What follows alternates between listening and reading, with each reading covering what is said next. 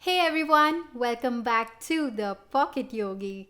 Today is International Yoga Day, and continuing with the pocket fundamentals, we are covering how to do the lunge pose, also known as crescent pose or Anjaneyasana. If you're new to yoga and you're new to this channel, the Pocket Fundamentals is a series where I'll be covering how to do basic yoga poses that's covered in most Hatha yoga classes. Alright, hop on your mat, let's get on to a lunge.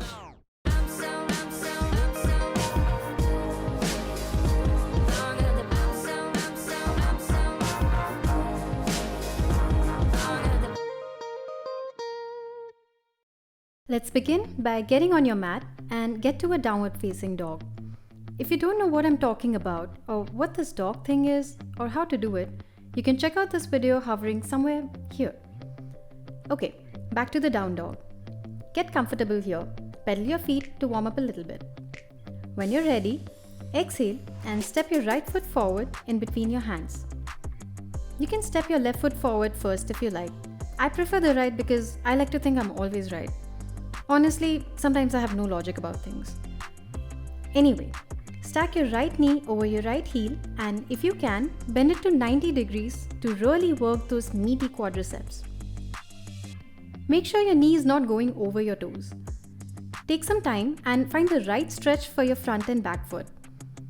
Make adjustments like extending your back foot further back to really feel the stretch.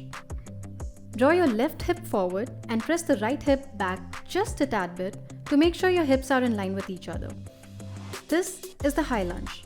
Now that we're grounded, what do we do with our hands?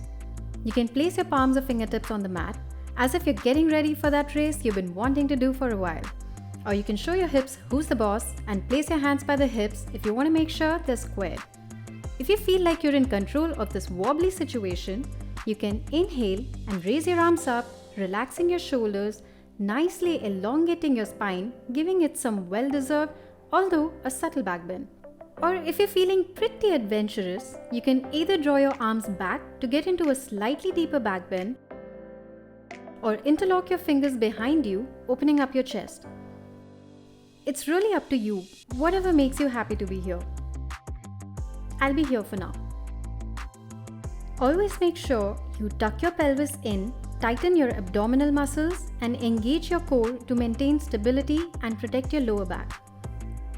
If you're finding it really hard to stretch those hip flexors, alternatively, you can also lower your left knee onto the floor, stretch out your back leg and rest the top of your back foot onto the mat. This is the low lunge. Well, low lunge because you're resting your back knee onto the mat to help you maintain some basic stability. Again, check back with your upper body. If you're hunching, roll your shoulders back, hands wherever feels comfortable and core engaged.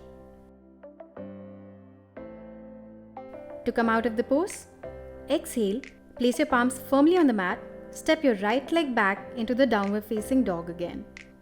To make sure your other leg doesn't miss out on the fun, you can do the same with your other leg forward and give it some well-deserved love. Thanks for watching. Please subscribe to the channel if you haven't already. Drop in a comment, questions or anything you'd like me to cover in the future. I'll see you soon. Bye.